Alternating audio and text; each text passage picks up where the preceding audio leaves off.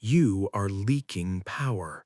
Every word you speak without purpose, every reaction you give to things that don't matter, and every moment you spend seeking validation drains you. You feel weak because you are loud. You feel lost because you are distracted. The monk does not seek strength. He becomes strength by removing everything that isn't essential. Stop talking. Stop reacting. Listen. Today, we build the fortress. Today, you learn to conquer the world by conquering yourself. Welcome to the discipline. Chapter 1. Silence is your first weapon. You are leaking power. Right now, at this very moment, you are bleeding energy. You don't see it, but you feel it. You feel it in the exhaustion that hits you at 2 p.m. You feel it in the brain fog that clouds your judgment. You feel it in the anxiety that hums in the background of your mind like a broken refrigerator. You think you are tired because you worked hard. You think you are anxious because the world is chaotic. But that is a lie. You are drained because you are loud. Look at your life. Look at your average day. How many words do you speak that do not need to be spoken? How many times do you explain yourself to people who do not matter? How many times do you fill a quiet moment with useless chatter because the silence makes you uncomfortable? Every word you speak is a withdrawal from your bank account of energy, and you are overdrawn. The monk knows a secret that the modern world has forgotten. The monk knows that silence is not just the absence of noise. Silence is a weapon. Silence is a shield. Silence is the foundation of all true discipline. If you cannot control your tongue, you cannot control your life. It starts here. It starts now. Stop talking. Start listening. The economy of words. Let's look at why you talk so much. When you make a decision, at work, in your relationship, with your friends, what is the first thing you do? You explain it. You rationalize it. You offer a paragraph of justification for a simple yes or no. You say, I can't come to the party because I have a lot of work to do and I've been feeling really tired lately and I just need to catch up on sleep. Why? Why the paragraph? Because you are insecure. You are seeking validation. You are asking for permission to own your own time. When you over-explain, you are subconsciously telling the world, I don't trust my own authority, so please tell me it's okay. This is weakness, and people smell it. When you justify yourself, you lower your status. A king does not explain his decree. A general does not apologize for his command. The monk does not justify his path. They simply act. You must learn the economy of words. This is the practice of stripping away the fat from your communication. It is the discipline of saying exactly what you mean and nothing more. If you can't make it, the answer is no. If you disagree, the answer is I don't see it that way. If you are working, the answer is I am busy. Stop proving yourself. Stop seeking approval through explanation. The more you talk, the less your words mean. This is the law of supply and demand. When words are scarce, they are valuable. When words are endless, they are cheap. You have been cheapening yourself for years. There is an ancient truth you need to burn into your mind. Those who know do not speak. Those who speak do not know. The loudest person in the room is usually the most frightened. The one boasting about their plans is the one who will never execute them. The one arguing in the comments section is the one with no purpose in the real world. Don't be them. Be the one who knows. Be the one who does not speak. The power vacuum. Now, let's talk about power. Most people think power is dominance. They think it's about shouting the loudest, interrupting the most, or having the last word. They are wrong. Real power is the ability to control the atmosphere of a room without lifting a finger. And the tool for that is the power vacuum. Human beings are terrified of silence. It triggers a primal social anxiety. When a conversation stops, the average person panics. They feel the tension rising. They worry they are being judged. They worry the connection is breaking. So what do? They rush to fill the void. They babble. They reveal secrets. They negotiate against themselves. They offer information they should have kept hidden. When you are in a negotiation, state your price and then shut your mouth. When someone insults you, look them in the eye and say nothing. When someone asks a rude question, hold their gaze and let the silence hang in the air. Let them fill the silence with their weakness. You keep your power. Watch what happens. It is almost magical. They will start to squirm. They will start to backtrack. They will say, I didn't mean it like that, or, well, maybe we can do a better price. They are fighting the silence, but you are friends with the silence. You are comfortable in the void. You are creating a vacuum, and nature abhors a vacuum. They will throw their own dignity into that hole just to make the awkwardness stop. Let them. This requires discipline. Every instinct in your body will want to speak. Your ego wants to defend itself. Your social conditioning wants to be polite. You must kill those instincts. Practice the 2-second pause. This is your homework. For the next 24 hours, before you respond to anyone about anything, count to 2 in your head. 1, 2, then speak. In that 2 seconds, you regain control. You bypass the emotional reaction. You choose your words. And often, in that 2 seconds, you will realize that nothing needs to be said at all. Conserving energy. There is a cost to all this noise, a literal biological cost. In the East, they call it chi. In yoga, they call it prana. In modern science, we call it glucose and neural processing power. It doesn't matter what you call it. The mechanism is the same. Speech is an expenditure of life force. Every conversation is a computation. Your brain has to process tone, body language, vocabulary, social hierarchy, and empathy. It is expensive. Why do you think monks take vows of silence? It isn't just to be holy, it is to be efficient. They are closing the leaks in the vessel so they can channel that energy into higher consciousness. You are not a monk in a monastery, you are a warrior in the modern world, but the principle remains. Every unnecessary debate you have on social media is energy you are stealing from your business. Every hour you spend gossiping with coworkers is strength you are stealing from your family. Every moment you spend complaining about the weather is strength you are stealing from your workout. You are exhausted because you are leaking. You are tired because you are spending your gold on things that do not matter. Guard your tongue as you guard your gold. If you walked down the street throwing $100 bills to strangers, people would think you were insane. Yet you walk through life throwing your attention and your words at strangers, and you think it is normal. It stops today. Imagine your energy is a battery. You wake up at 100%. Every word costs 1%. The weather talk, that cost you 5%.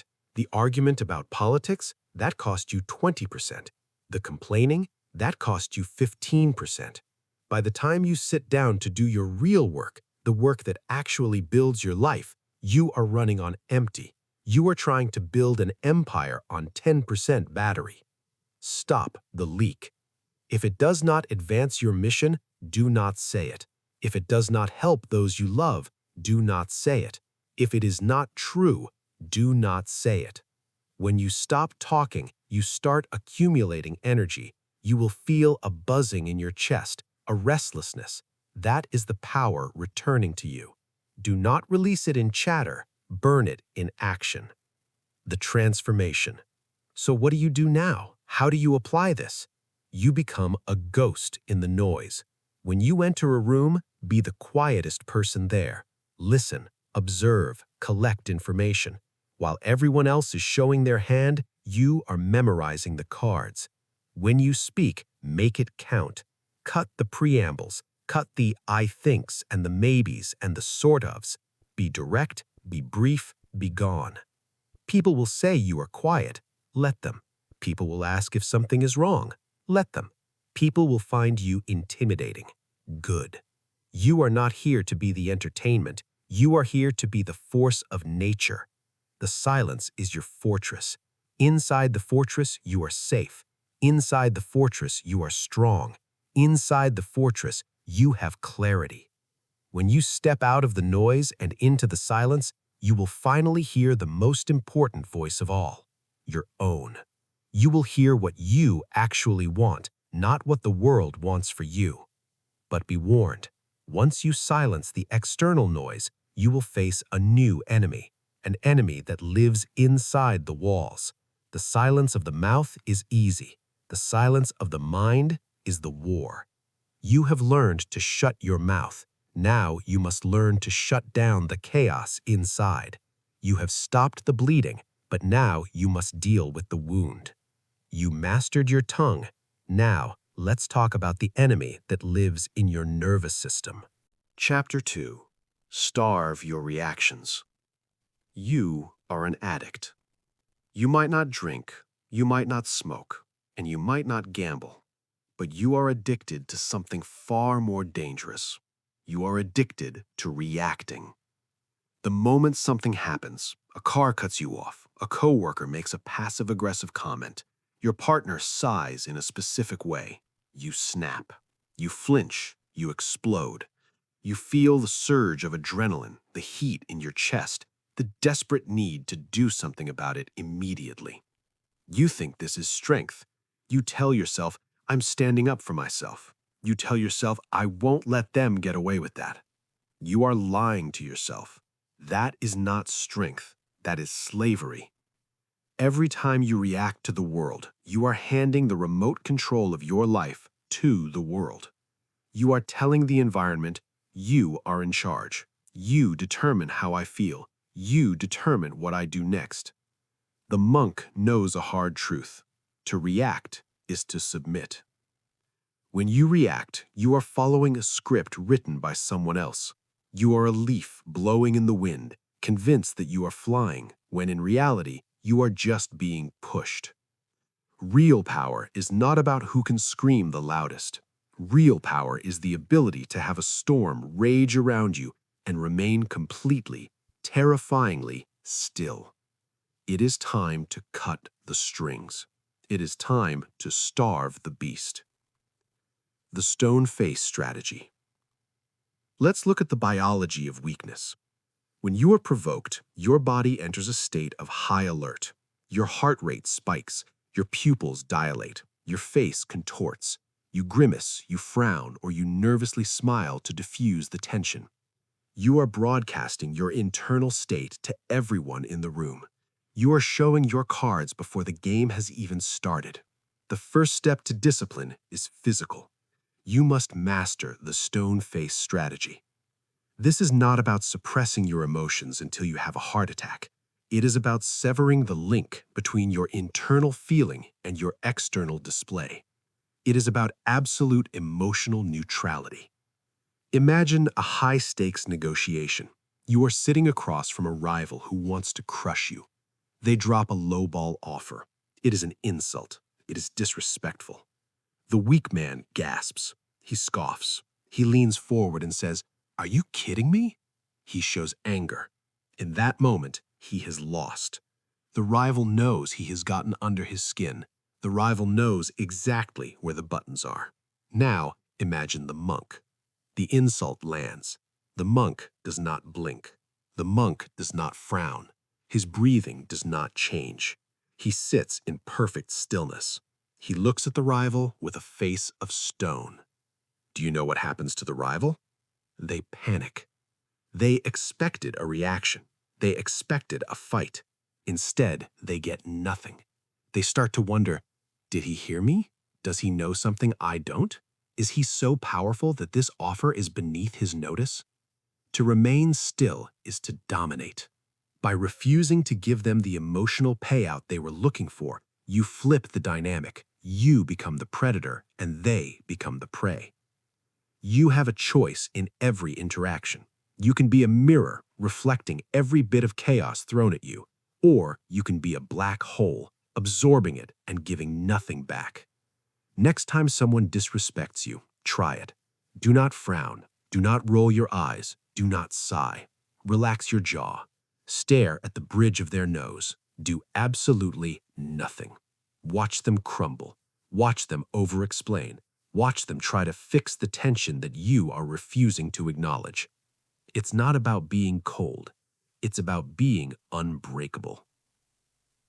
The puppet master. There's a deeper psychology at play here. You need to understand the concept of the puppet master. Imagine there are invisible strings attached to your wrists, your jaw, and your chest. Every time you seek validation, you hand a string to someone else. Every time you fear criticism, you hand a string to someone else. If your boss can ruin your day with one email, your boss owns you. If a stranger on the internet can ruin your mood with one comment, that stranger owns you. If your spouse can make you lose your temper with one glance, they own you. You are a puppet. They pull the string and you dance. They pull the string for anger and you shout. They pull the string for shame and you hide. This is a pathetic way to live.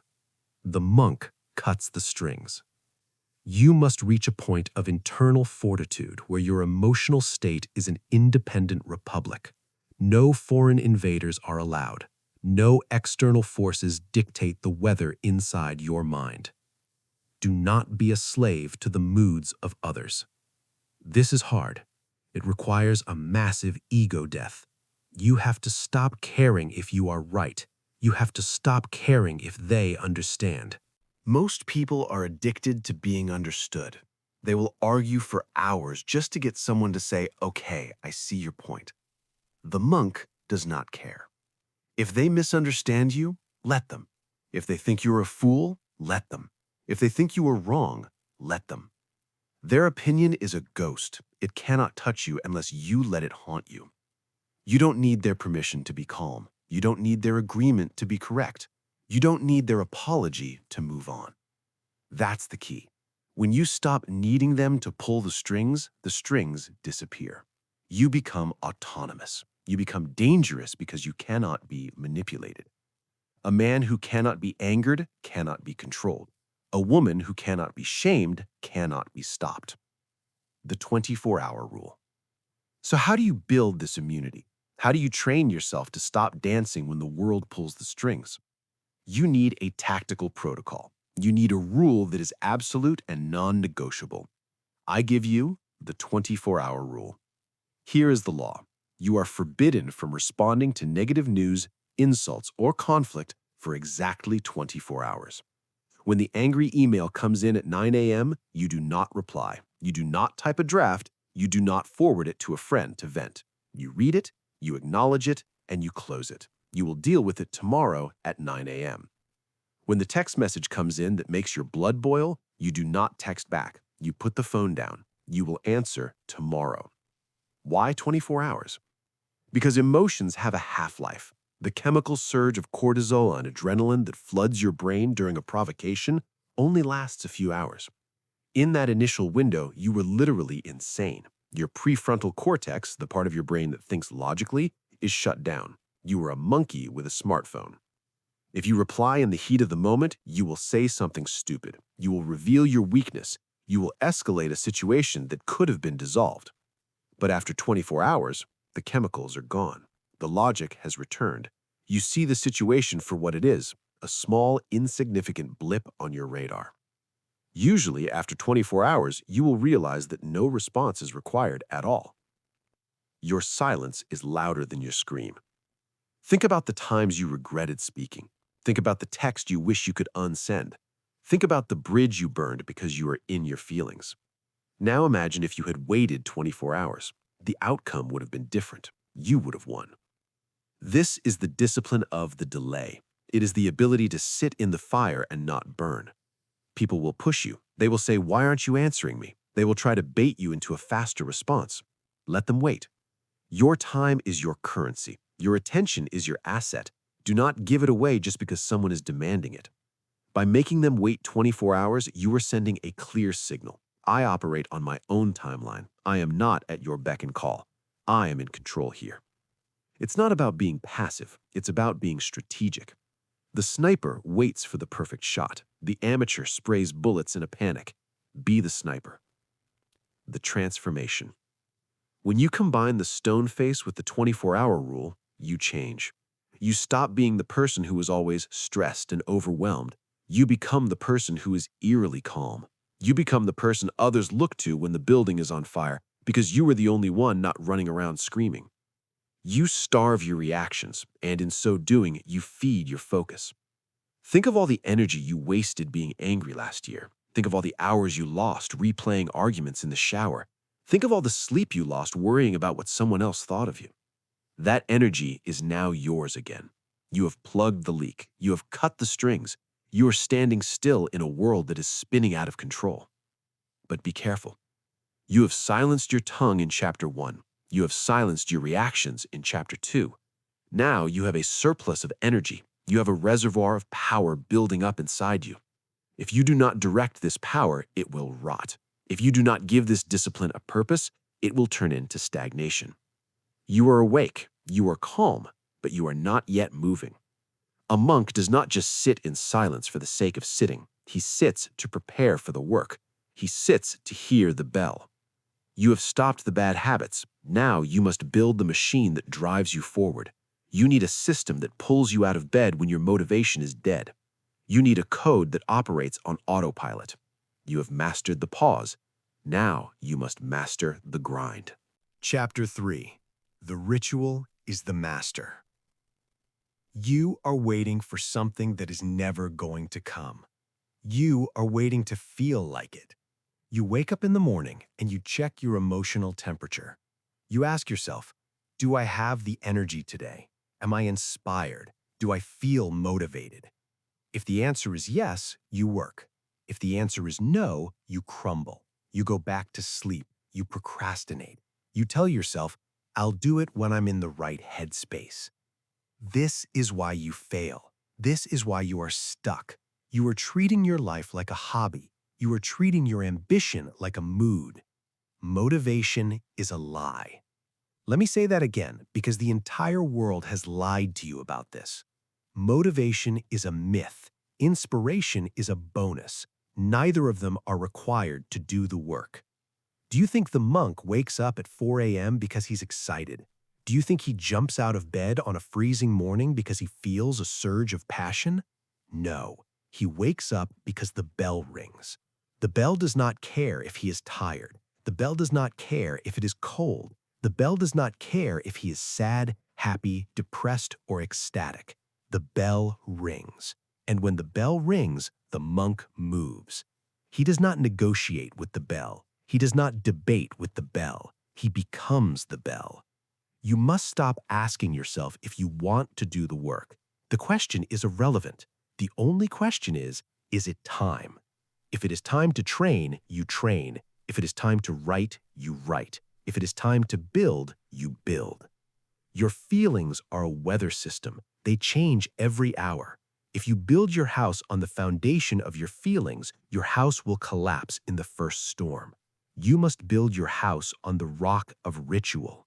Feelings are temporary. The ritual is forever. You have a choice. You can be a slave to your fluctuating emotions, or you can be a master of the ritual. The master does not need to feel good to perform well. The master performs well because that is what the ritual demands.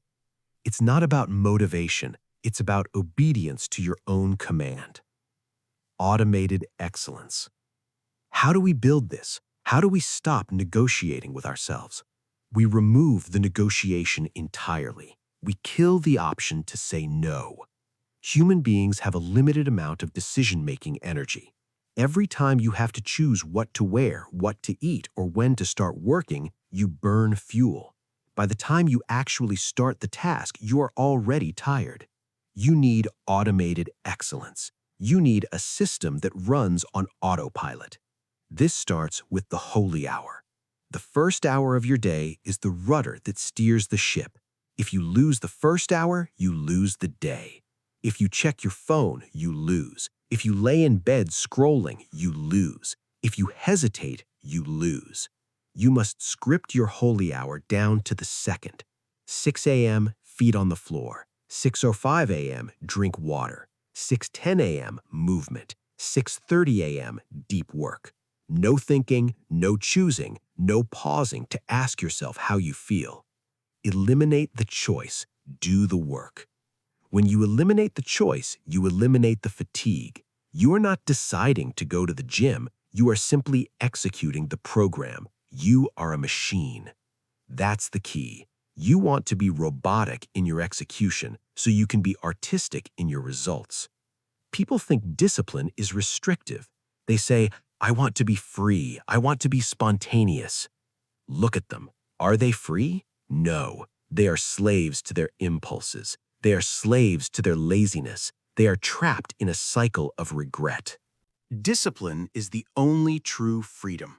When your holy hour is automated, you don't have to worry about whether you are making progress. You know you are making progress because the ritual guarantees it. You don't need permission to succeed. You just need a schedule that you fear more than you fear failure. Repetition as prayer. Now, here is the part where most people quit. They start the ritual, they do it for a week, they feel good. Then the novelty wears off. It gets boring, it gets repetitive. They say, I'm not seeing results fast enough, or this is monotonous. Good. It is supposed to be monotonous. The modern mind is addicted to novelty. You want the new hack, the new secret, the new shortcut. But the monk knows that there are no shortcuts. There is only the path, and the path is made of stones that look exactly the same. You must learn to see repetition as prayer. Every rep in the gym is a prayer to the God of strength. Every cold call you make is a prayer to the God of success. Every sentence you write is a prayer to the God of mastery. It is not exciting, it is not glamorous, it is a grind. But here is the secret. Boredom is the filter. Boredom is the mechanism that weeds out the weak. The weak cannot handle the plateau. They cannot handle doing the same thing every day without immediate applause. So they quit. They look for a new shiny object. But you stay. You embrace the boredom. You find peace in the repetition. Love the plateau. The gold is found in the grind. When you are washing the dishes, wash the dishes. Do not wish you were doing something else. When you are answering emails, answer the emails. Do not resent the task. The monk sweeps the floor for 20 years. He does not sweep it to get it clean. He sweeps it to clean his mind. You must reframe your boring tasks. They are not chores. They are opportunities to practice focus. They are opportunities to harden your mind. If you can do the boring work with intensity and excellence, you become dangerous because no one else is willing to do it. Everyone else is looking for the magic pill. You are swallowing the bitter truth. Success is just doing the simple things, savagely well, over and over again. It's not about excitement, it's about consistency. The transformation. So here is your instruction. Stop looking for motivation videos. Stop waiting for the perfect mood. Stop negotiating with your alarm clock. Create your ritual. Write it down, make it law. When the bell rings, you move. You do not think, you move. When the boredom hits, you smile. You say, this is where the others quit. This is where I begin. You will build a chain of days.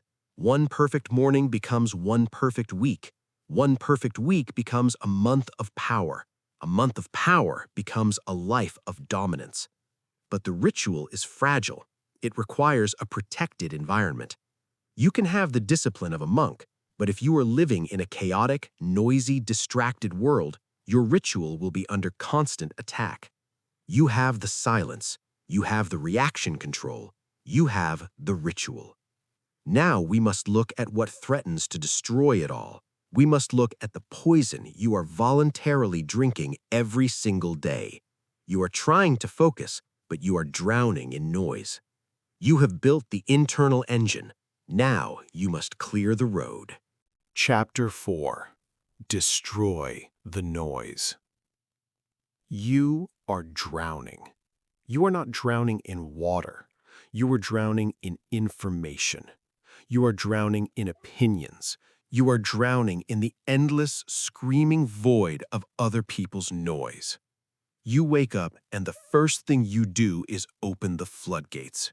You check the news. You check the feed. You check the emails. You invite the entire world into your bedroom before you have even brushed your teeth. You think this makes you informed. You think this makes you connected. You are wrong. It makes you weak. Every headline you read is a hook in your brain.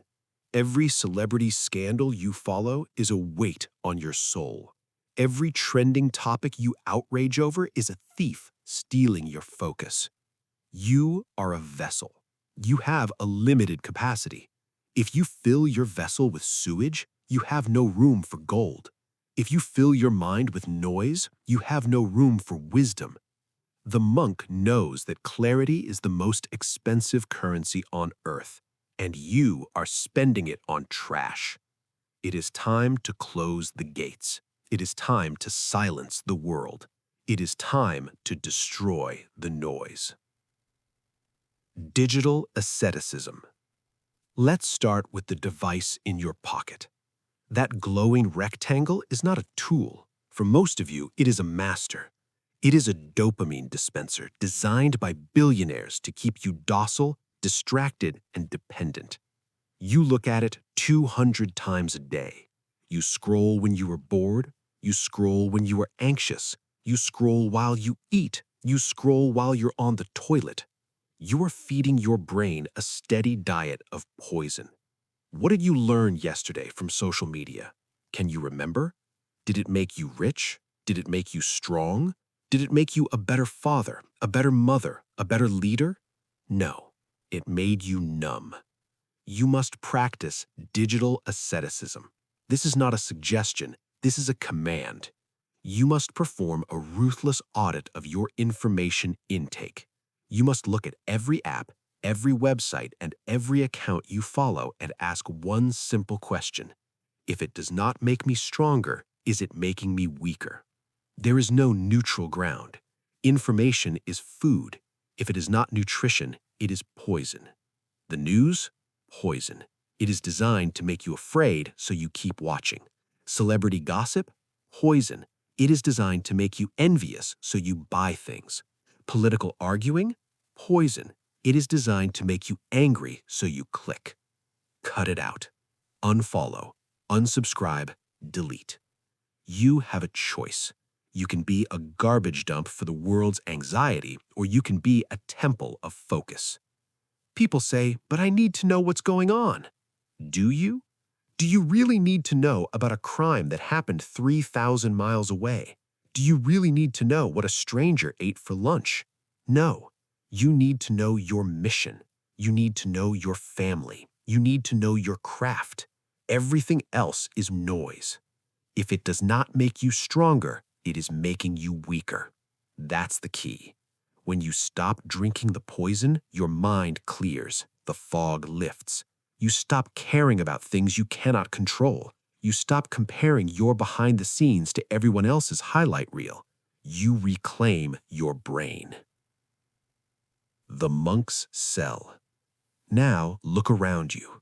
Look at your desk. Look at your car. Look at your bedroom. What do you see? Do you see order or do you see chaos? Do you see piles of paper, dirty clothes, old coffee cups, tangled wires? Your environment is a mirror. If your room is messy, your mind is messy. If your car is a disaster, your life is a disaster. You cannot have clear thoughts in a dirty room. The monk lives in a cell. It is simple. It is austere. It has a bed, a bowl, and a robe. There is nothing to distract him. There is nowhere for the mind to hide. You do not need to live in a stone cell, but you must adopt the philosophy of the cell. Empty the room to fill the mind. You must declutter with violence. If you haven't used it in a year, throw it away. If it is broken, fix it or trash it. If it is just stuff taking up space, get it out of your sight. A clear surface invites clear work. A cluttered surface invites anxiety. When you sit down to work, there should be nothing in front of you but the task. No phone, no stack of bills, no knickknacks, just the work. This is not about interior design. This is about psychological warfare. You are fighting for your attention span. Every object in your peripheral vision is pulling at your subconscious. Clean me, move me, read me. Silence them. Create a vacuum in your physical space. When you walk into a room that is perfectly ordered, your heart rate slows down, your breathing deepens, you feel in control. It's not about being a neat freak, it's about discipline, it's about respect for your own existence. Single-tasking sovereignty. You have cleared the digital noise, you have cleared the physical noise. Now you must clear the behavioral noise. You must kill the lie of multitasking. Society praises the multitasker, the busy executive answering calls while typing emails, the parent cooking dinner while helping with homework and watching TV. They are not efficient, they are fractured. The human brain cannot do two things at once. It can only switch back and forth very quickly. And every time you switch, you pay a tax. You lose depth, you lose quality, you lose the flow state. The monk does one thing. When he walks, he walks. When he eats, he eats. When he prays, he prays. He does not eat and read. He does not walk and text. He does not pray and plan his day. This is single-tasking sovereignty. You must relearn how to do one thing at a time with terrifying intensity. When you are writing a report, you are not checking Slack. You are not listening to a podcast. You are writing. The report is the entire universe. When you are with your child, you are not checking the score of the game. You are with your child. They are the only person on earth. Be here, now, nowhere else. This is painful at first. Your brain is addicted to the stimulation of switching. It craves the distraction. It will scream at you to check your phone. Just one look, just a quick check. Refuse. You don't need their permission to disconnect. You don't need to be available 24/7. That is a slave mindset. The master is available when he chooses to be available. By focusing on one task, you enter deep work. You produce in 1 hour what the distracted masses produce in 8. You become a weapon of efficiency. That's the key. Depth beats width every time. A laser cuts through steel because it is focused light. A lamp lights up a room, but cuts nothing. Be the laser.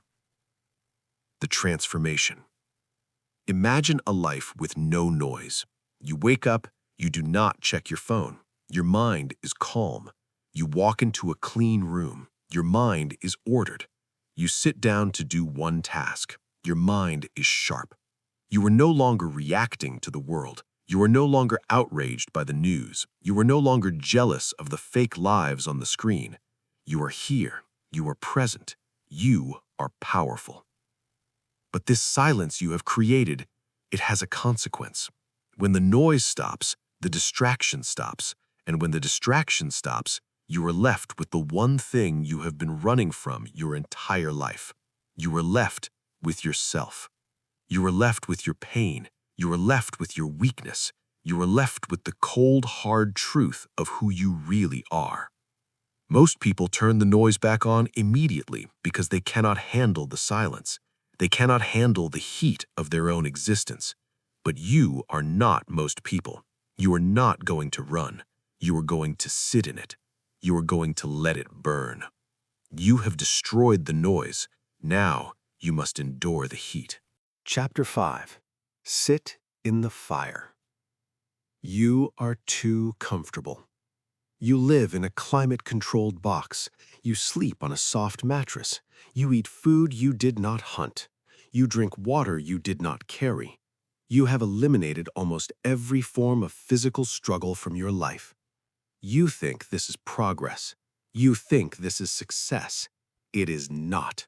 It is atrophy. Comfort is a slow death. Comfort is the warm bath that lulls you to sleep while your muscles waste away. When you are comfortable, you stop growing. When you are safe, you stop adapting. When you are sated, you stop hunting. The monk knows a secret that the modern world is terrified to admit. Pain is not the enemy. Comfort is the enemy. The monk does not seek the soft chair. He seeks the hard floor. He does not seek the warm room. He seeks the cold wind. He does not run from the fire. He sits in it. You must learn to sit in the fire. This chapter is not about torture. It is about waking up. It is about reminding your body and your mind that you are designed for struggle, not for stagnation. Voluntary hardship. If you want to be strong, you must simulate the storm before the storm arrives. You must practice voluntary hardship. Most people spend their entire lives trying to avoid discomfort. They buy softer clothes, they buy faster cars, they buy pills to numb every ache. They are terrified of feeling anything sharp. And because they avoid the small pains, they are destroyed by the big pains. When a real crisis hits, a death, a divorce, a bankruptcy, they collapse. They have no calluses. They have no armor. You have a choice. You can wait for the world to break you, or you can break yourself and rebuild stronger. Seek the heat. The fire purifies. You must introduce micro-adversities into your day. Start with the cold. Tomorrow morning when you shower, turn the handle all the way to the blue. Stand under the freezing water. Your body will scream. Your mind will panic. You will hyperventilate. You will want to jump out. Do not move. Stand there. Breathe. Control the panic. Tell your body, I am in charge here. It's not about the water. It's about the discipline. It's about overriding the instinct to flee. Start with the hunger. Skip a meal. Feel the gnawing in your stomach. Feel the irritability rising. Most people eat the moment they feel the slightest pang of hunger. They are slaves to their blood sugar. Don't eat. Watch the hunger. Realize that you will not die. Realize that the hunger sharpens your mind. Start with the silence. Turn off the podcast while you drive. Sit in traffic with nothing but your own thoughts. These are small fires, but they burn away the weakness. They burn away the entitlement. When you voluntarily choose the hard path, the easy path loses its grip on you. When you choose to be cold, the fear of the cold disappears. When you choose to be hungry, the fear of scarcity disappears. Seek the heat. The fire purifies. You don't need their permission to be uncomfortable. You don't need a gym membership to suffer. The world is full of opportunities to harden yourself. Talk the stairs, walk in the rain, have the difficult conversation you have been avoiding. Step into the fire. The observer effect. Now let's talk about pain. What happens when you feel pain? You identify with it. You say, I am hurt. I am sad. I am angry. I am tired.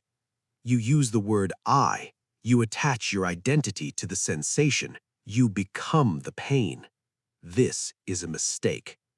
The monk uses the observer effect.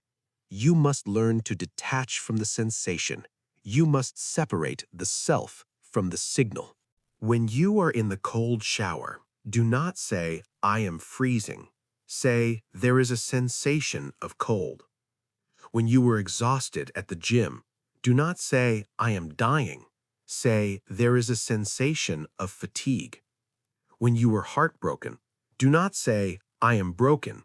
Say, there is a sensation of grief. Do you see the difference? In the first example, you are the victim.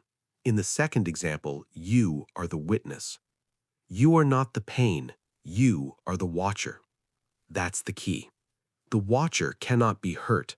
The watcher is indestructible. The watcher simply observes the data coming in from the nervous system and decides what to do with it. Pain is just information. It is a blinking light on the dashboard. It is telling you something is happening. It does not have to dictate your reaction. You have a choice. You can let the pain drive the car, or you can keep your hands on the wheel and simply note the turbulence. This is how the monk sits in meditation for 12 hours. His legs scream, his back aches, but he does not move. He watches the pain rise, peak, and fall away like a wave in the ocean. He knows that he is the ocean, not the wave. It's not about numbness, it's about perspective. When you master the observer effect, you become dangerous. You can walk into a high-pressure meeting and feel the anxiety rising in your chest, but you don't act on it. You watch it. You say, there is adrenaline. Interesting. And then you speak with perfect calm. You don't need their permission to detach. You don't need to explain why you aren't freaking out. You just watch. Embracing the void. Now we come to the hardest exercise in this entire book. I can tell you to take a cold shower and you will do it. I can tell you to lift heavy weights and you will do it. Physical pain is easy compared to this. I want you to sit in a room alone. No phone, no book, no music, no TV, no sleep, no work. Just you and the wall. For 30 minutes. You think this sounds easy? Try it. 5 minutes in, you will be bored. 10 minutes in, you will be fidgety. 15 minutes in, your mind will start to attack you. Every regret you have buried will surface. Every insecurity you have numbed with Instagram will scream at you. Every fear you have drowned out with noise will stand in front of you. This is the void. The void is the place where you meet yourself, and most of you are terrified of that meeting. You run from silence because in the silence you hear the truth. You hear that you are wasting your potential. You hear that your relationship is dead. You hear that you are unhappy. So you turn on the TV, you scroll the feed, you call a friend, you run. Stop running. If you cannot be alone with yourself, why should anyone else want to be? Think about that. If your own company is so unbearable that you need to distract yourself every second of the day, what are you offering to the world? You must sit in the void until the panic subsides. You must sit there until the boredom turns into clarity. It is in the void that the monk finds his strength. When you stop running from your demons and simply sit down and look at them, they lose their power. They shrink. The fire of the void burns away the lies. It burns away the distractions. It leaves only what is real. You have a choice. You can live a life of distraction, running from the void until you die, or you can sit in the fire now and become free. That's the key. Freedom is on the other side of the fire. The transformation. When you practice voluntary hardship, when you observe your pain, and when you embrace the void, you become fireproof. The world cannot hurt you because you have already hurt yourself. The world cannot stress you because you have already mastered the stress. The world cannot isolate you because you have already found peace in the solitude. You become anti-fragile. The more they throw at you, the stronger you get. But there is a trap. When you start to build this kind of discipline, when you start to survive the fire, the ego will want a reward. The ego will want to tell everyone. The ego will want a picture of the ice bath. The ego will want to tweet about the 4 a.m. wake-up call. The ego wants a round of applause for being so disciplined. Do not give it to him. If you seek validation for your discipline, you are not a monk. You are just a performer. You are just an actor playing a tough guy. Real strength is silent. Real discipline happens in the dark. You have learned to sit in the fire. Now you must learn to kill the need for the audience. Chapter 6. Kill the need for applause. You are a beggar. You might be rich, you might be strong, and you might be successful. But if you need other people to see your success, to feel successful, you are a beggar. You are walking around with a tin cup, shaking it in the faces of strangers, asking for a coin of validation.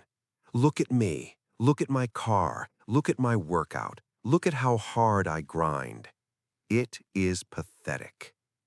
You have confused the symbol of success with the substance of success. You think that if you don't post the workout didn't happen. You think that if no one sees you reading the book, you didn't learn anything. You are living for the audience. You are performing for a crowd that does not care about you. They only care about being entertained. And the moment you stop entertaining them, they will leave. The monk does not perform. The monk practices. There is a massive difference. The performer needs the lights. The performer needs the stage. The performer needs the clapping hands. The practitioner needs nothing but the work. It is time to kill the performer. It is time to murder the ego that screams, "Notice me." It is time to kill the need for applause. The invisible work. Let's talk about the dark. Biology teaches us a fundamental truth. Roots grow in the dark. Seeds germinate in the dark. A child is formed in the darkness of the womb. Life begins in the unseen. Strength is built in the shadows. But you want to live entirely in the light. You want every rep to be filmed. You want every business idea to be tweeted. You want every act of charity to be recorded. By exposing your work to the light too early, you kill it. You dissipate the energy. When you tell everyone what you are going to do, your brain releases dopamine. You get the reward before you have done the work. You feel accomplished just by announcing the plan. And because you already feel the reward, you lose the drive to actually execute. You have a choice. You can have the dopamine of the announcement, or you can have the glory of the achievement. You cannot have both. You must fall in love with the invisible work. This is the work that no one sees. This is the 4 a.m. study session. This is the extra mile when the camera is off. This is the discipline you hold when you are alone in a hotel room and the minibar is open. Work in silence. Let your success be the noise. Stop broadcasting your intentions. Stop live streaming your struggle. The most dangerous person in the room is the one who says nothing.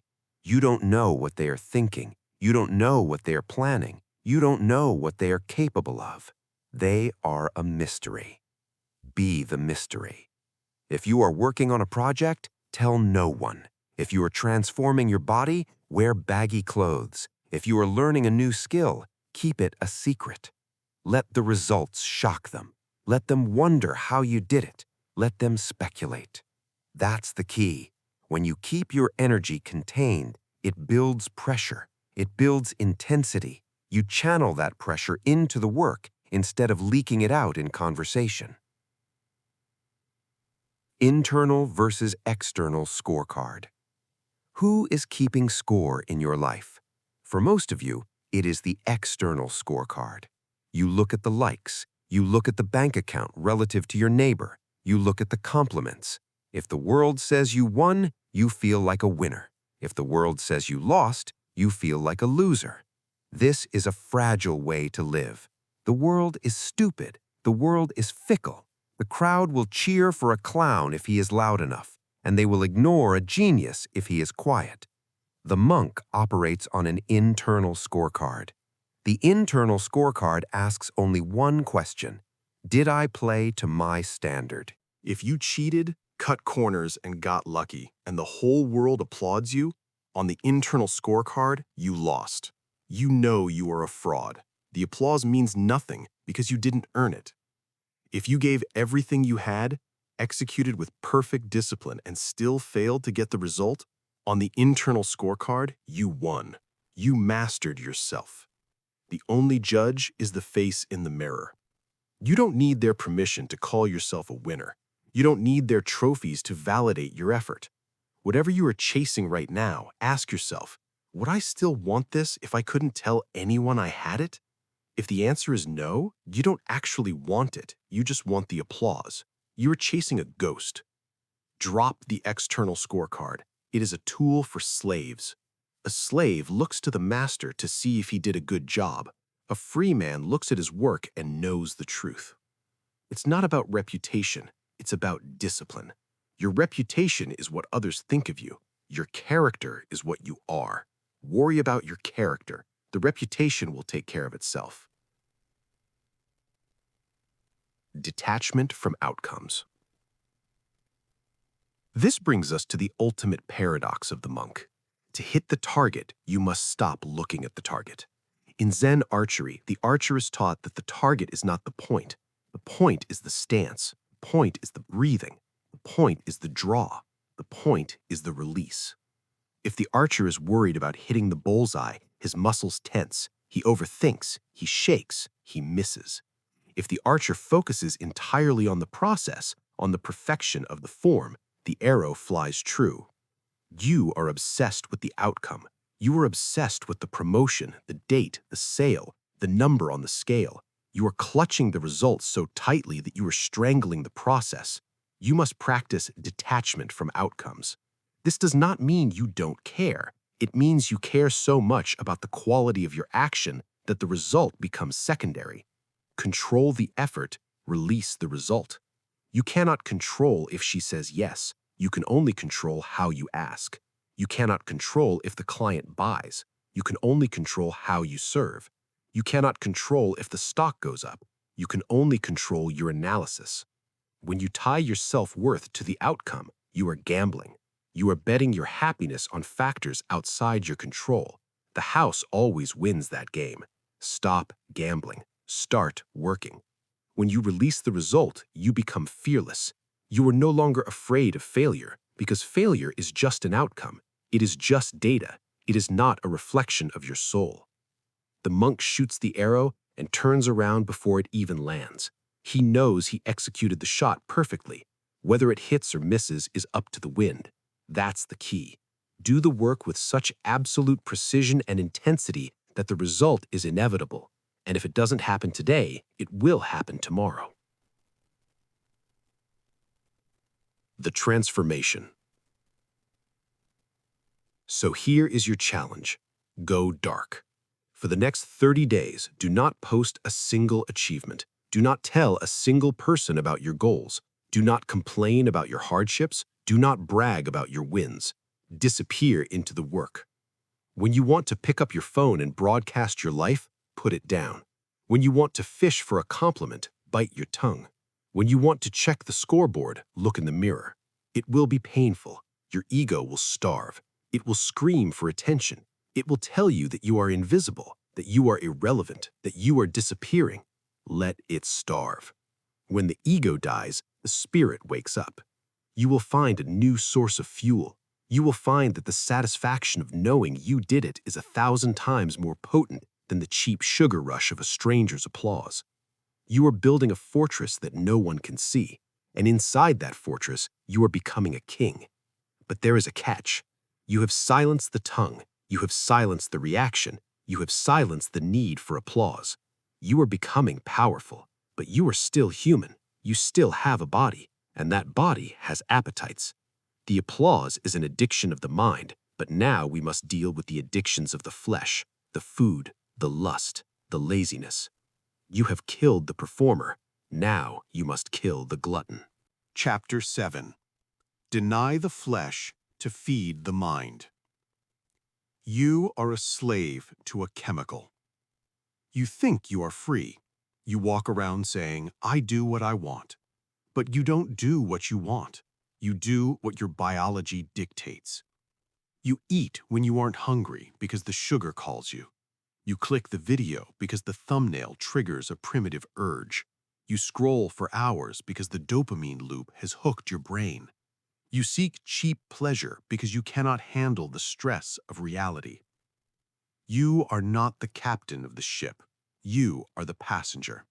The animal is steering the ship, and the animal is driving you off a cliff. The monk knows that the body is a wonderful servant, but a terrible master.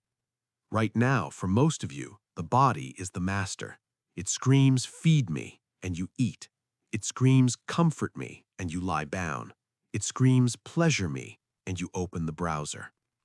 This is not freedom. This is biological tyranny. To build the mind of a monk, you must conquer the appetites of the beast. You must declare war on your own impulses. You must deny the flesh to feed the mind. Impulse control. Let's look at your chains. They are made of cheap dopamine. Modern society is an addiction machine. Every app, every fast food menu, and every advertisement is engineered to hack your nervous system.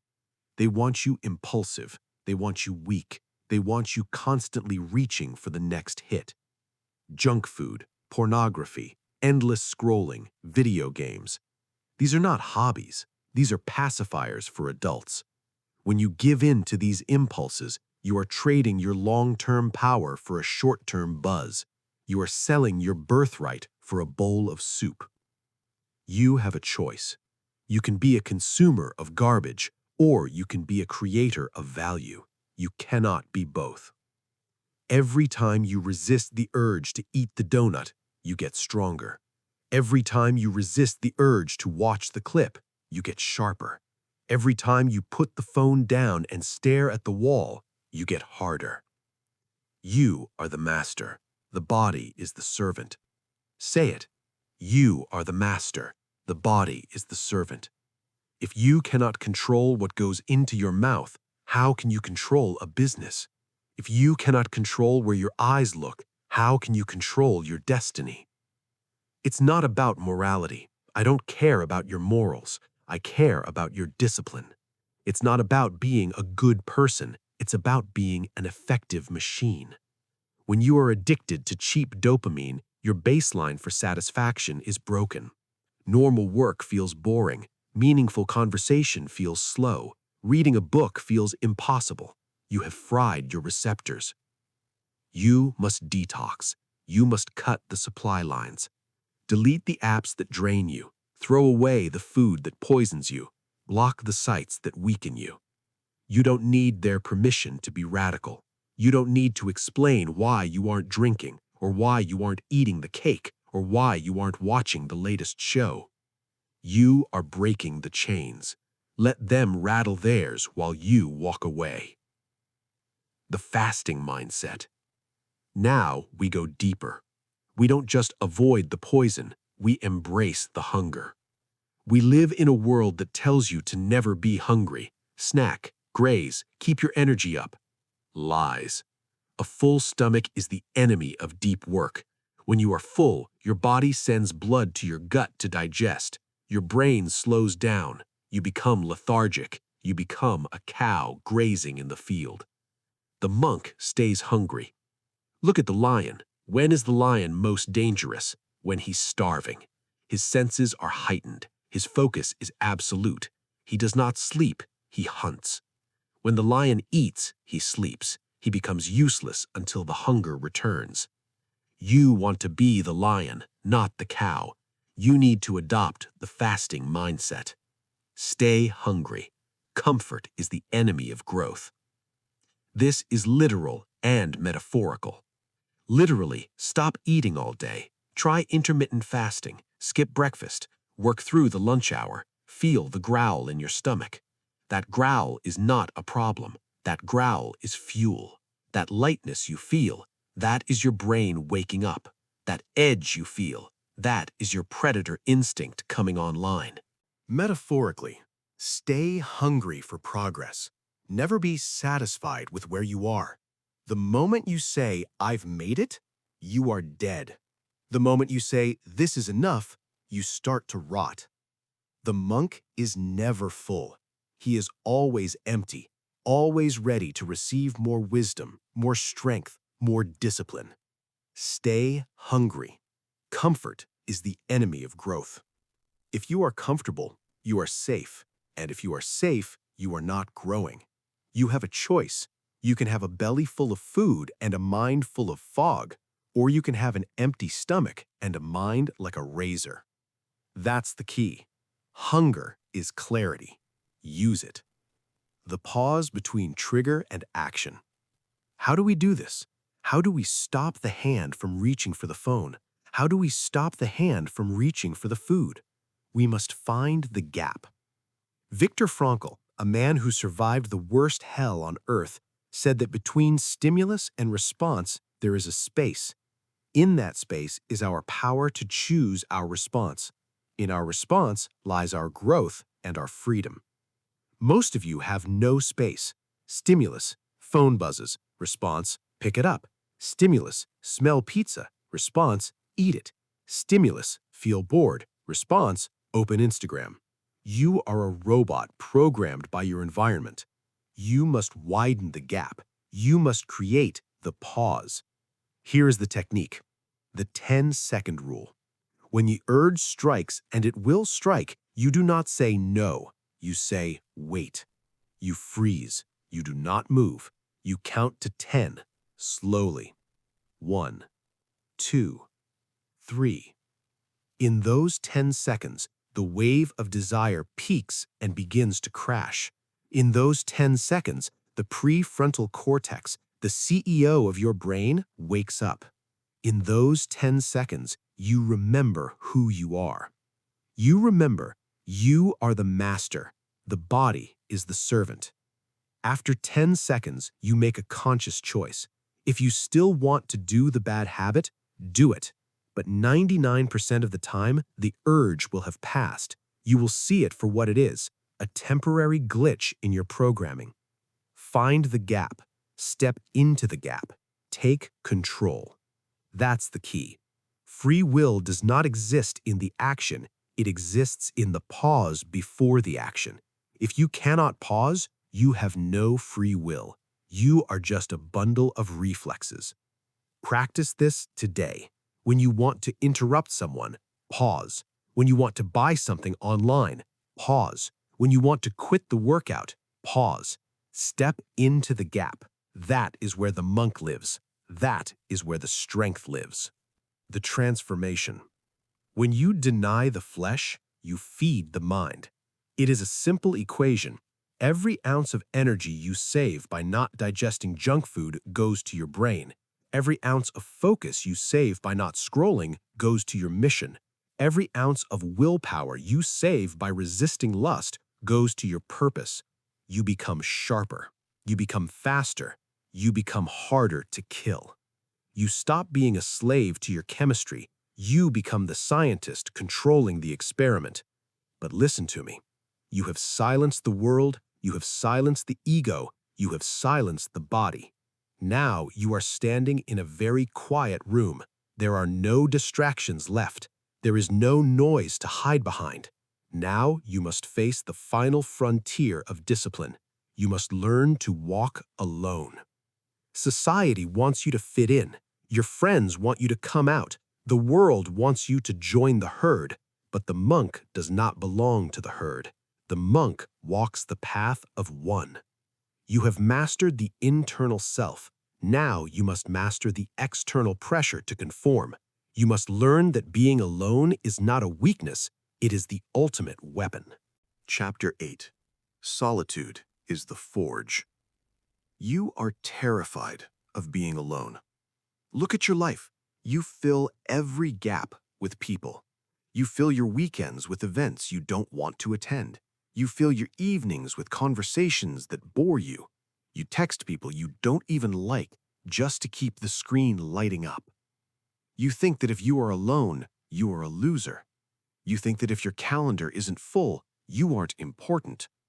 You are wrong. Solitude is not a sign of weakness. It is a prerequisite for greatness. Every great leader, every great thinker, every monk who has ever attained enlightenment did so by stepping away from the crowd. They went into the desert. They went into the mountains. They went into the silence. You are trying to find yourself in the noise of a party. You are trying to find your purpose in the comments section. You are trying to build a legacy while holding hands with people who are going nowhere. It is time to let go of the hand. It is time to walk away. Social withdrawal. The modern world tells you to network. It tells you to socialize. It tells you that your net worth is your network. This is half-truth and whole danger. Most of your social interactions are not building you up. They are tearing you down. They are diluting your focus. They are averaging out your ambition. There is a law of averages. You are the average of the 5 people you spend the most time with. Look at your 5 people. Are they disciplined? Are they focused? Are they monks? Or are they complaining? Are they wasting time? Are they drifting? If you stay in the flock, you will fly like a pigeon. You will fight for scraps on the ground. You will panic when the car drives by. You will live a life of frantic, low-level survival. Eagles fly alone. Pigeons flock together. You have a choice. You can be comfortable in the flock, or you can be free in the sky, but you cannot be both. The eagle does not need a meeting to decide where to hunt. The eagle does not need validation from the other birds to feel powerful. The eagle is comfortable in the vast, empty sky because the eagle knows that the sky belongs to him. You must learn the power of social withdrawal. This means saying no. No, I cannot come to dinner. No, I will not be at the party. No, I am not available this weekend. You don't need to lie. You don't need to make up an excuse about being sick or having work. You simply decline. You don't need their permission to be absent. People will get offended. They will call you stuck up.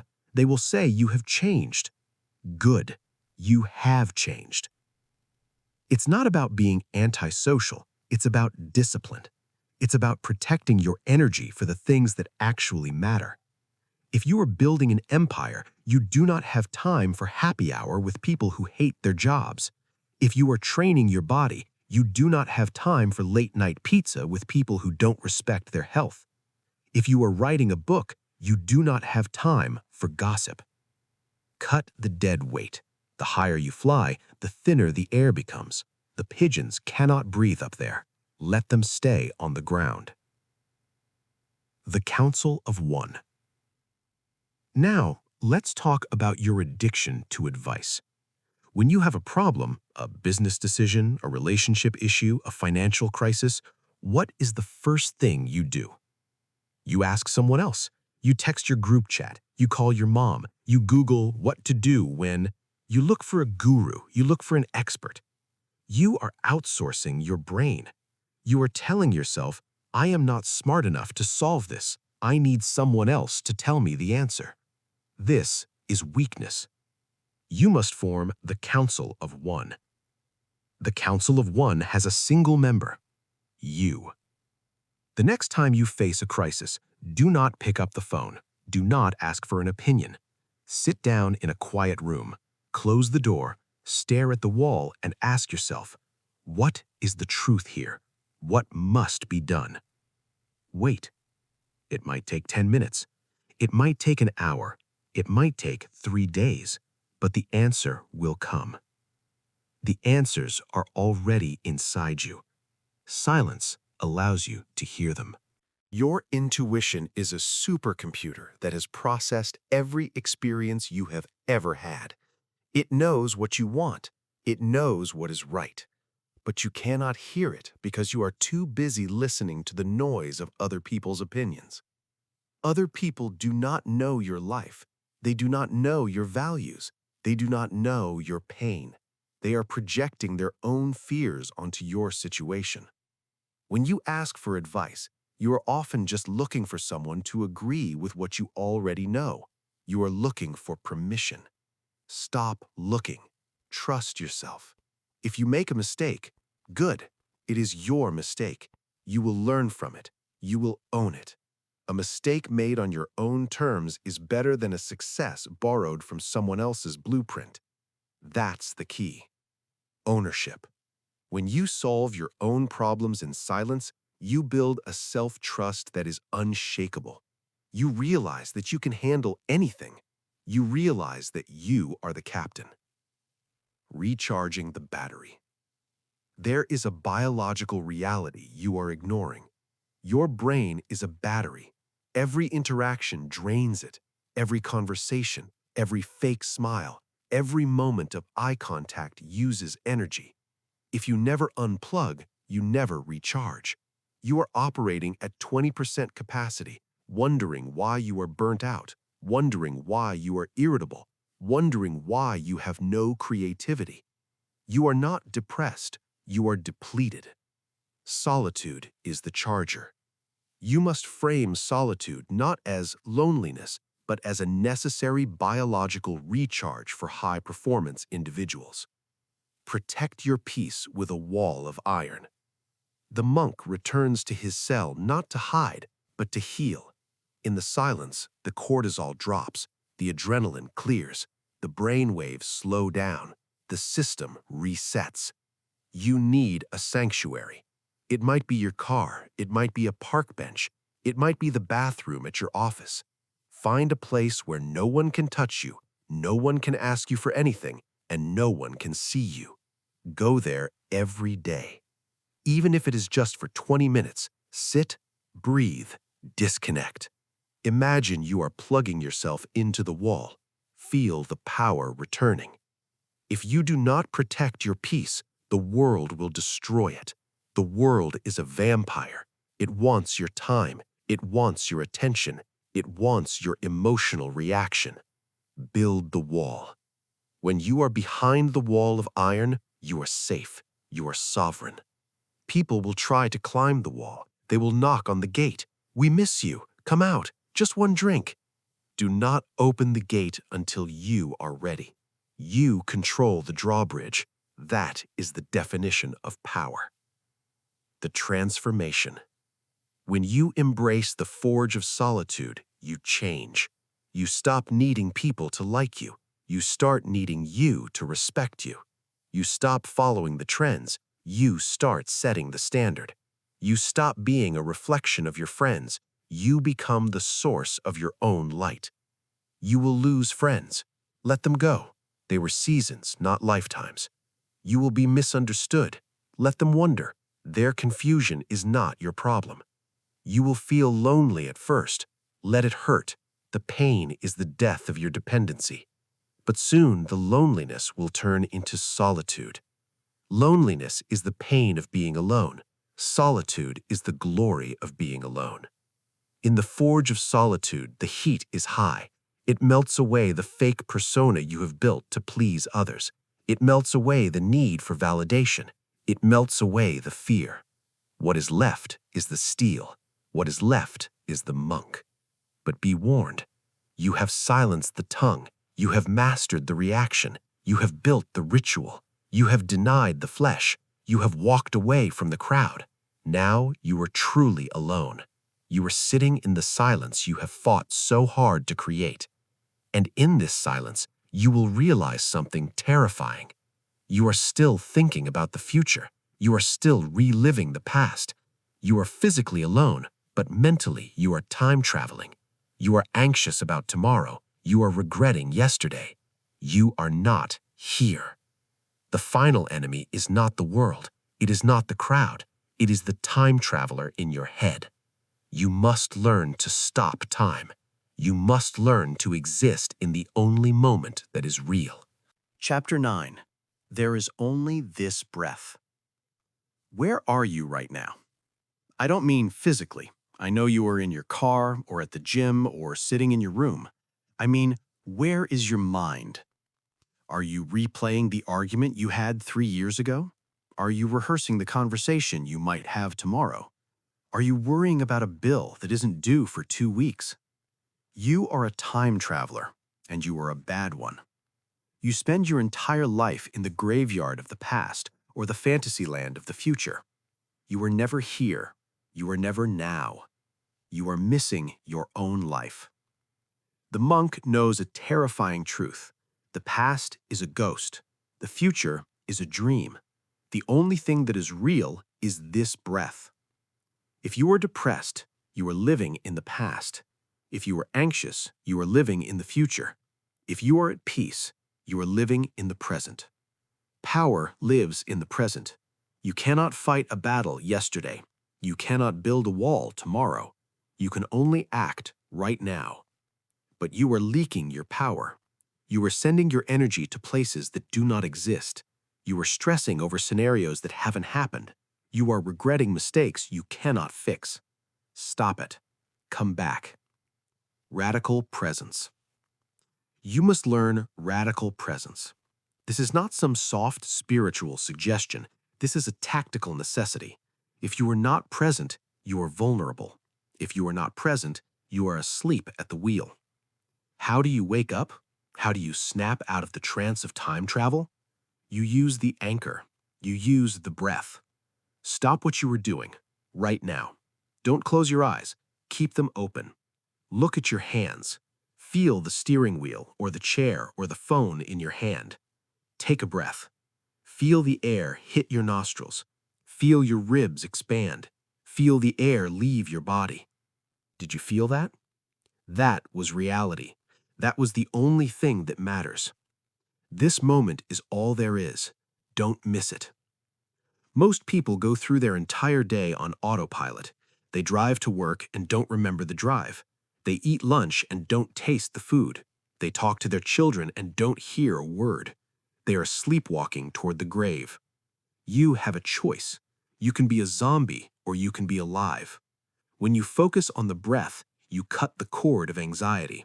You cannot worry about the future while you are truly feeling the sensation of breathing. The brain cannot do both. That's the key. The breath is the switch. When the panic rises, breathe. When the anger spikes, breathe. When the boredom sets in, breathe. It's not about relaxation. I don't care if you are relaxed. It's about discipline. It's about commanding your mind to be where your body is. You don't need their permission to check out of the rat race for 10 seconds. You don't need to apologize for pausing. You are recalibrating. You are sharpening the blade. Killing what if. Now let's deal with the enemy in your head, the enemy called what if. This is the cognitive disease of the modern world. You are addicted to catastrophic thinking. What if I lose my job? What if she leaves me? What if the market crashes? What if I get sick? What if I look stupid? You spin these stories in your head.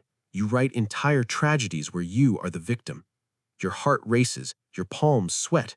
You feel the fear of the event without the event ever happening. You are suffering twice. You suffer in your imagination, and then, if it happens, you suffer in reality. Why would you do that? The monk kills the what if with a sword of logic. When the thought comes, ask yourself, is this problem happening right now?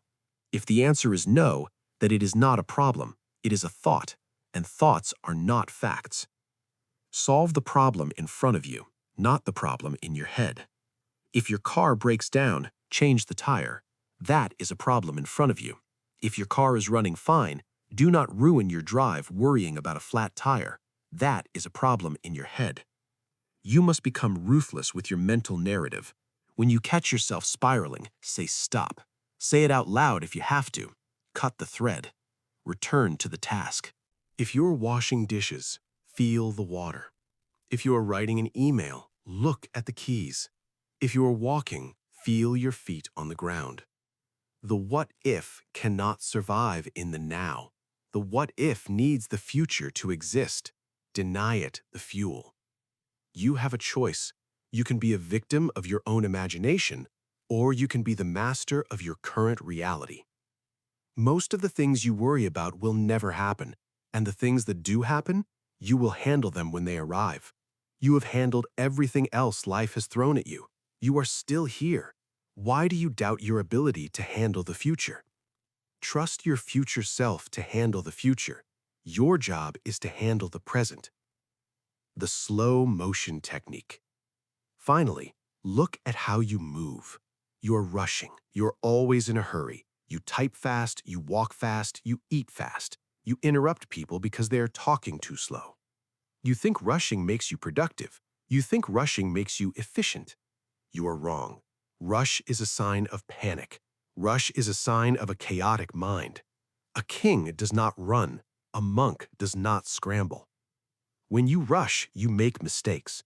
You drop things. You forget details. You send the email to the wrong person. You say the thing you regret. And then you have to spend twice as long fixing the mess you made because you were rushing. You must adopt the slow motion technique. I want you to deliberately slow down everything you do by 20%. When you pick up a cup of coffee, do it slowly. Feel the weight of the cup. When you walk to the door, walk with a measured pace. When you speak, articulate every word. Do not stumble over your sentences. Slow is smooth. Smooth is fast. This is the mantra of special forces. This is the mantra of the surgeon. This is the mantra of the monk. If you watch a master craftsman, he never looks like he is hurrying. He moves with fluid, deliberate precision, and he gets more done in an hour than the amateur gets done in a day. Speed comes from economy of motion, not from frantic effort. When you slow down, you increase your presence. You are forced to pay attention. You cannot be on autopilot when you are moving deliberately. Try it today. When you eat your next meal, chew slowly. Put the fork down between bites. Taste the food. You will find that you eat less. You will enjoy it more. You will feel a sense of calm wash over you. That is the power of pace. When the world screams faster, you slow down. When the deadline is looming, you slow down. When the chaos erupts, you slow down. By slowing down time in your own mind, you gain control over it.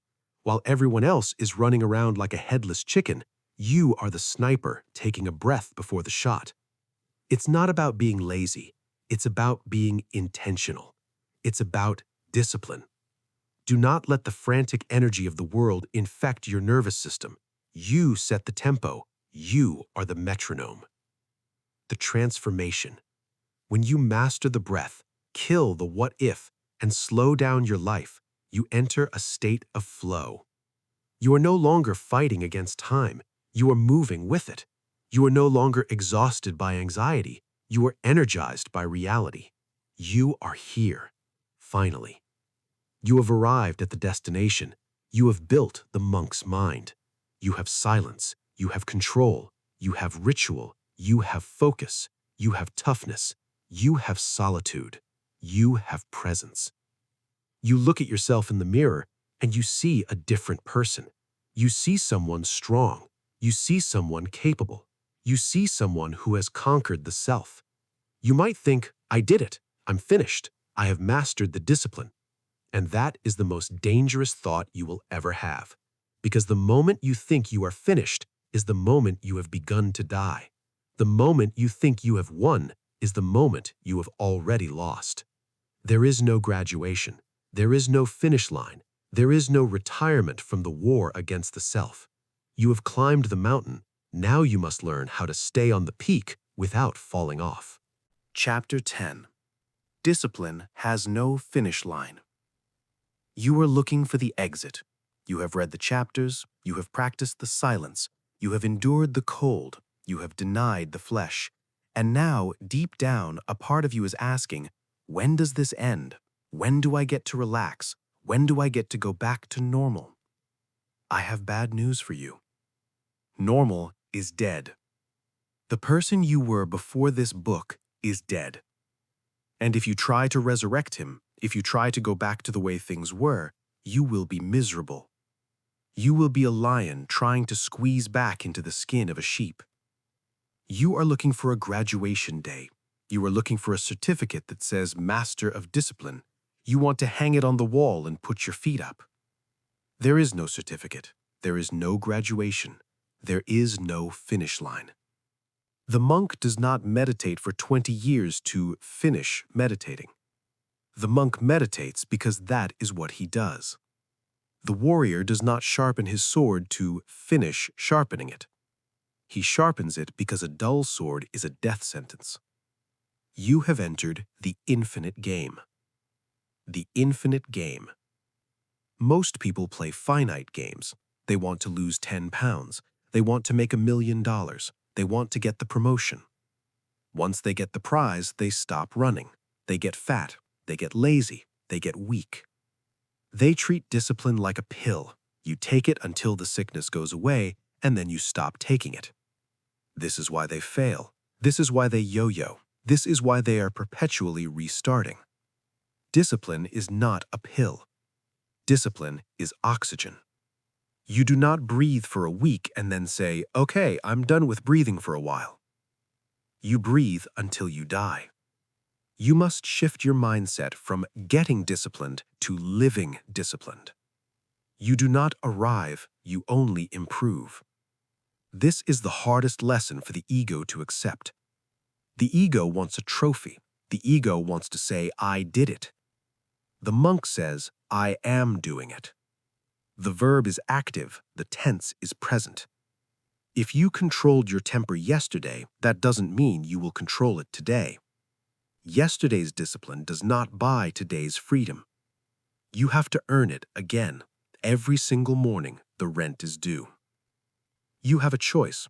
You can be a tourist who visits the land of discipline for a vacation, or you can be a citizen who lives there permanently. If you were a tourist, you will eventually go home to your old habits. You will go back to the noise. You will go back to the distraction. You will go back to the weakness. Don't be a tourist. Burn the return ticket. Vigilance. Why can't you relax? Why can't you take a month off? Because the enemy never sleeps. The enemy is entropy. The enemy is chaos. The enemy is your own shadow self waiting for a moment of weakness to take back the wheel. Imagine a beautiful garden. The gardener works for years to pull the weeds, trim the hedges, and plant the flowers. It is perfect. It is a paradise. Then the gardener says, I have mastered this garden. I am finished. He goes inside. He sits on the couch. He watches TV for a month. What happens to the garden? The weeds come back. The vines choke the flowers. The pests eat the leaves. In a few weeks, the paradise is a jungle. The weeds always grow back. Keep gardening. That's the key. The weeds of laziness, the weeds of lust, the weeds of anger are natural. They are the default state of the human condition. Discipline is the artificial structure you build to keep them at bay. The moment you stop building, the structure begins to rot. You must maintain constant vigilance. When you feel yourself getting arrogant, that is a weed. Pull it. When you feel yourself skipping the small details, that is a weed. Pull it. When you feel yourself justifying a bad habit, that is a weed. Pull it immediately. Do not let them take root.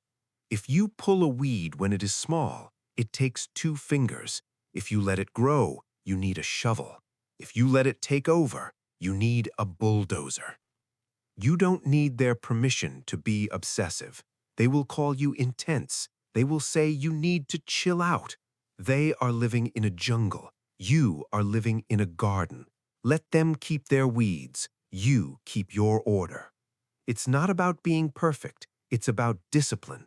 It's about the daily act of inspection. Every night, review your day. Where did you slip? Where did you leak energy? Where did you let the noise in? Every morning, recommit to the standard. You do not arrive, you only improve. The legacy of control. Now, I want you to look outside of yourself. Up until now, this book has been about you, your mind, your body, your focus, your power. But the ultimate purpose of the monk is not just self-preservation, it is service. When you become disciplined, you become a resource. You become a stabilizer in a chaotic world. Look at your family. Look at your team. Look at your community. They are drowning in noise. They are slaves to their emotions. They are reacting to every headline, every crisis, every change in the wind. They are scared. They are confused. They are looking for something solid to hold on to. Be the rock that breaks the waves. When the storm hits, everyone looks to the person who isn't panicking. When the business is failing, everyone looks to the leader who is calm. When the tragedy strikes, everyone looks to the stoic. Your discipline is not just for you, it is the safety net for everyone you love. If you lose control, they lose hope. If you scream, they cry. If you give up, they collapse. But if you stand there, unmovable, silent, strong, you give them permission to be strong too. You absorb their anxiety, and you give back clarity. This is the legacy of control. You have a choice. You can add to the chaos, or you can be the cure for it. Be the rock that breaks the waves. That's the key. You do not fight the ocean. You just stand there. The waves crash against you and shatter. You remain. This is the burden of the strong. It is heavy. It is thankless. No one will know the battles you fight in your head to stay calm. No one will see the cold showers or the early mornings, but they will feel your presence. They will feel safer when you walk into the room. They will trust you because you trust yourself. That is the only applause you need, the quiet respect of those who know you can be counted on. The transformation. So here we are, the end of the book. But as I told you, there is no end. You have the tools, you have the silence, you have the pause, you have the ritual, you have the focus. But tools are useless if they stay in the box. Knowledge is useless if it stays in your head. You must become the embodiment of this philosophy. You must become the monk in the marketplace. You must walk through the noise of the modern world without letting the noise touch you. It will be hard. You will fail. You will slip. The weeds will grow. When they do not beat yourself up. Do not spiral into guilt. Just get back to work. Reset the breath. Reset the silence. Reset the standard. This is the work of a lifetime. It is the only work that matters.